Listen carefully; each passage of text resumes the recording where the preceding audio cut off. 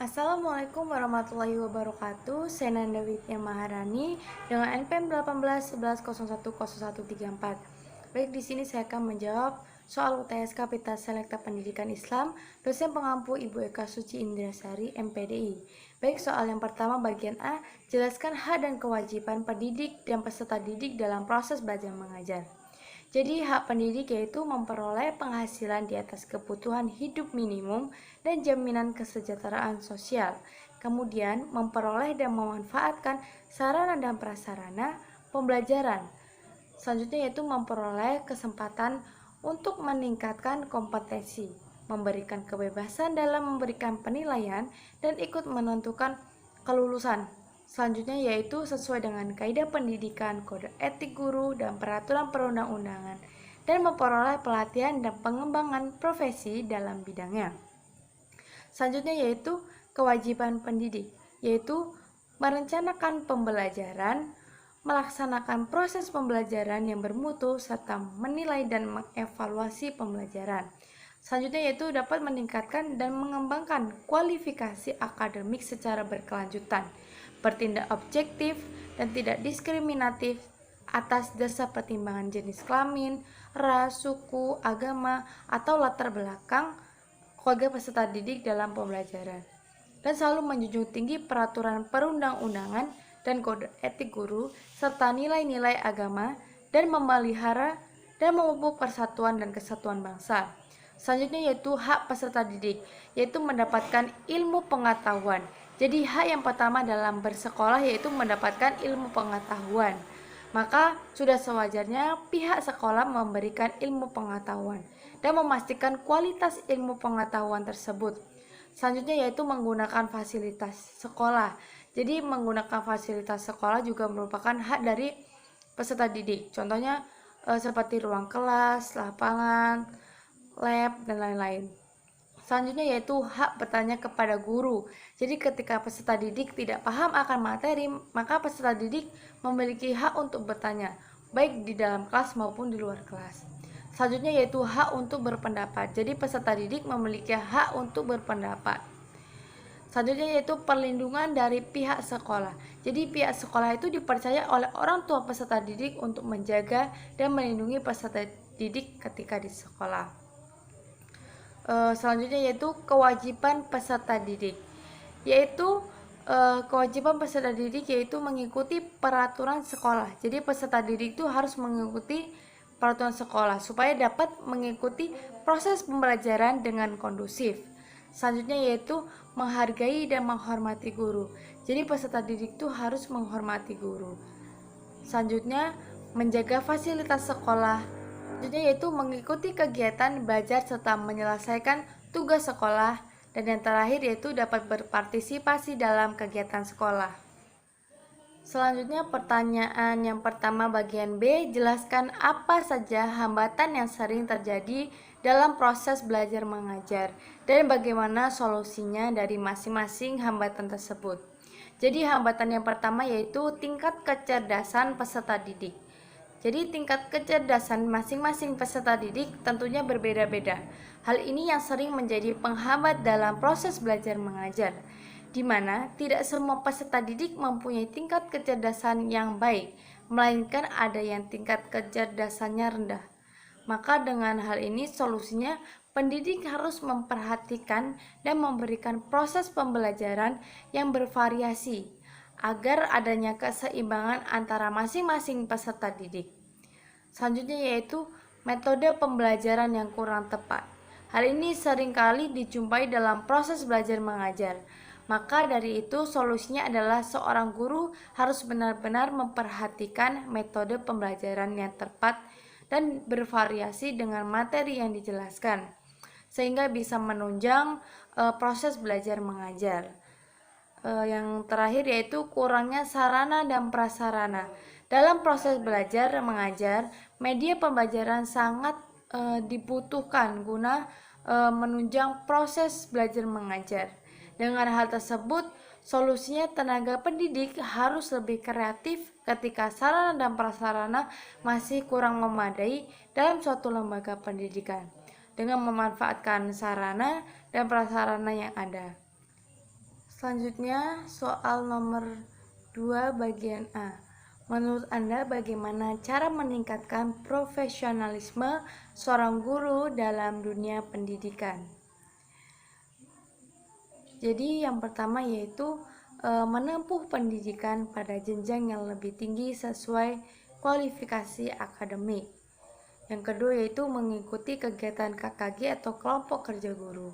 Melalui wadah inilah para guru diarahkan untuk mencari berbagai pengalaman mengenai metodologi pembelajaran dan bahan ajar yang dapat diterapkan di dalam kelas. Yang ketiga yaitu meningkatkan kesejahteraan guru. Jadi kesejahteraan guru ini tidak dapat diabaikan karena merupakan salah satu faktor penentu dalam peningkatan kinerja yang secara langsung terhadap mutu pendidikan. Yang keempat yaitu senantiasa produktif dalam menghasilkan karya-karya di bidang pendidikan. Guru hendaknya memiliki kesadaran untuk lebih banyak menulis, terutama mengenai masalah-masalah pendidikan dan pengajaran. Selanjutnya soal nomor 2 bagian B. Jelaskan bagaimana upaya sebagai calon pendidik untuk meningkatkan mutu pendidikan di masa mendatang dan berikan contohnya.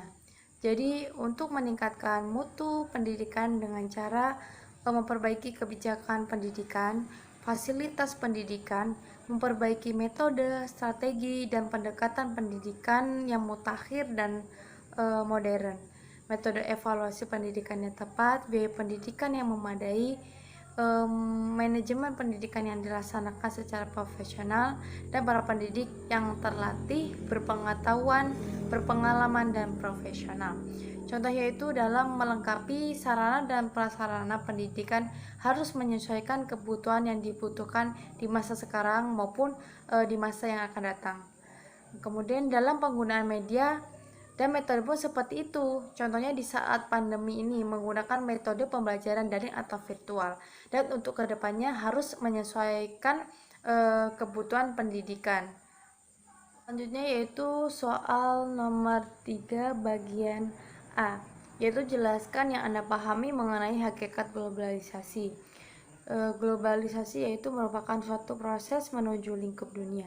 Dengan demikian, globalisasi dapat diartikan sebagai proses mendunia, di mana semua peristiwa, baik ekonomi, politik, maupun budaya yang terjadi di satu belahan dunia dapat mempengaruhi kehidupan masyarakat di seluruh dunia, atau dapat disebut globalisasi merupakan suatu proses di mana hubungan sosial dan saling ketergantungan antar manusia di dunia ini semakin besar.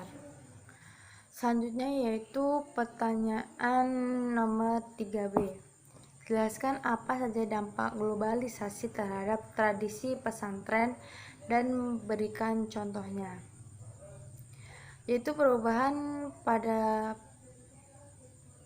tradisi pesantren yaitu melebarnya cakupan dan tingkatan pendidikan di pesantren. Di samping bertahan dengan pola pengajaran semisal sorogan dan wetonan, pesantren juga membuka ruang pada pendidikan dengan sistem klasikal di era globalisasi, yaitu contohnya dengan adanya sekolah madrasah dan melengkapinya dengan disiplin keilmuan lain yang juga bisa menopang pengetahuan agamanya. Selanjutnya yaitu perubahan pada sikap pesantren yang tidak lagi tertutup, yaitu pesantren itu mulai membuka diri pada perubahan-perubahan selama menopang kualitas keilmuan pesantren. Contohnya yaitu upaya pesantren membuka pendidikan melalui sanggar-sanggar keterampilan, misalnya ekstrakurikuler dan kursus komputer. Selanjutnya yaitu soal nomor 4 bagian A, yaitu jelaskan dasar dan tujuan pendidikan transformatif.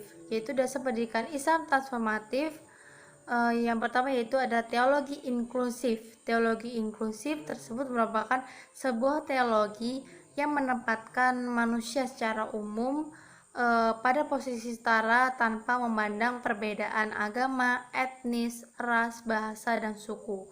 Pada tingkat ini semua manusia diharapkan mampu menjadikan khalifah Tuhan di muka bumi ini, atau disebut khalifatullah fi al-ard. untuk melakukan perubahan ke arah yang lebih baik dan menjaga keharmonisan semesta alam. Yang kedua yaitu ada teologi kritis. Dengan teologi kritis berarti kita telah memfungsikan potensi manusia sebagai homo rasional yang membedakan dengan makhluk lainnya. Pendidikan yang transformatif menjadi keniscayaan untuk dikembangkan yang dapat dinikmati dan melibatkan seluruh masyarakat. Pendidikan ini tidak dapat lagi dijadikan alat untuk pembenaran bagi hegemonic reason semata.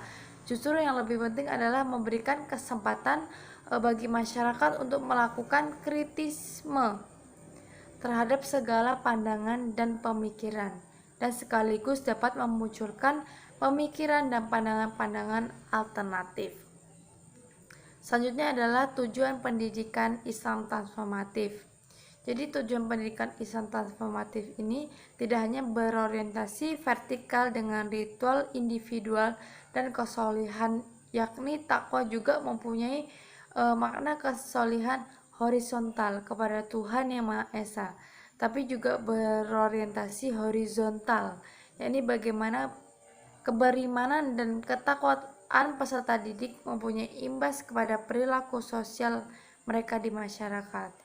Hubungan manusia dengan Tuhan yang akan melahirkan kesolehan pribadi dan harus melahirkan hubungan sosial antar manusia yang berdasarkan pada nilai-nilai ketuhanan.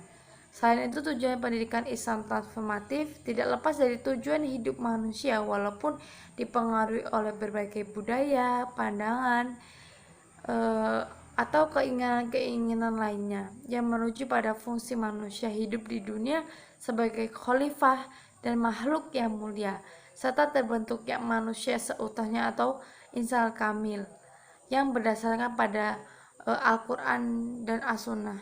Selanjutnya yaitu pertanyaan nomor 4 bagian B. Apa yang Anda pahami tentang paradigma pendidikan Islam transformatif dan implikasinya terhadap perkembangan pendidikan Islam? Paradigma pendidikan Islam transformatif yaitu ada paradigma sistem organik, yaitu pendidikan lebih menekankan pada proses pembelajaran daripada mengajar. Selanjutnya yaitu pendidikan diorganisir dalam suatu struktur yang fleksibel. Kemudian pendidikan memperlakukan peserta didik sebagai individu yang memiliki karakteristik khusus dan mandiri. Dan pendidikan merupakan proses yang berkesinambungan dan senantiasa berinteraksi dengan lingkungannya.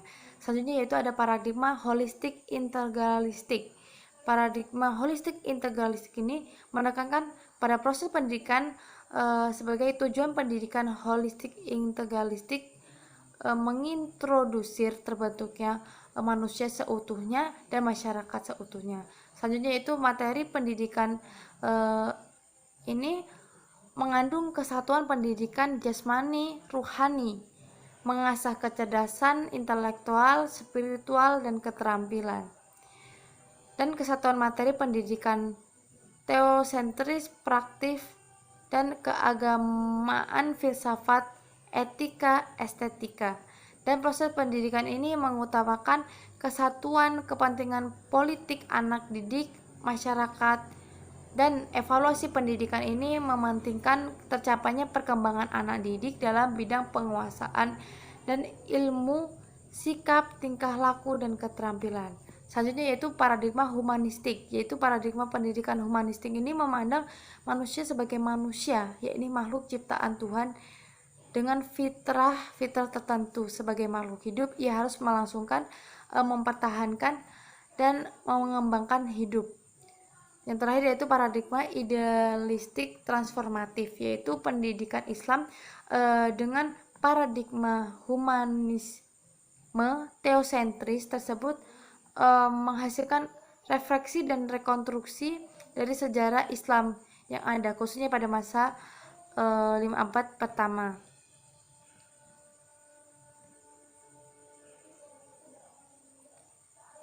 Dengan demikian, perubahan dalam pendidikan Islam akan mengalami perubahan yang baik jika meninjau ulang paradigma. Selanjutnya yaitu implikasinya terhadap pengembangan pendidikan Islam. Menurut pemikiran Kuntowijoyo yaitu hakikat pendidikan Islam ialah pendidikan yang seimbang antara teks dan konteks. Selanjutnya yaitu materi pendidikan Islam meliputi materi berasal dari realitas sosial dan memuat materi kesadaran diri, memuat nilai-nilai humanisasi, liberalisasi, dan transendensi. Dan metode pendidikan Islam meliputi metode aktualisasi, metode transformasi, metode kesadaran diri, serta metode tafsir objektif. Yang terakhir yaitu tujuan pendidikan Islam ialah merumuskan teori ilmu Islam. Sedangkan implikasi pemikiran menurut Muslim Abdurrahman terhadap pengembangan pendidikan Islam terlihat pada 4 aspek, yaitu yang pertama, hakikat pendidikan Islam ialah pendidikan yang mengarahkan kepada dialog antara tuntutan konteks terhadap teks suci. Yang kedua yaitu metode pendidikan Islam meliputi metode dialog dan metode aksi. Yang ketiga yaitu tujuan pendidikan Islam meliputi tujuan humanisasi, liberalisasi, dan transendensi. Yang keempat yaitu lembaga pendidikan Islam adalah lembaga semua lapisan serta memiliki visi prospektif. Mungkin itu jawaban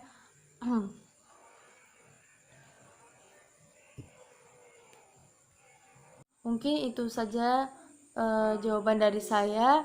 Kurang lebihnya saya mohon maaf. Saya akhiri. Wassalamualaikum warahmatullahi wabarakatuh.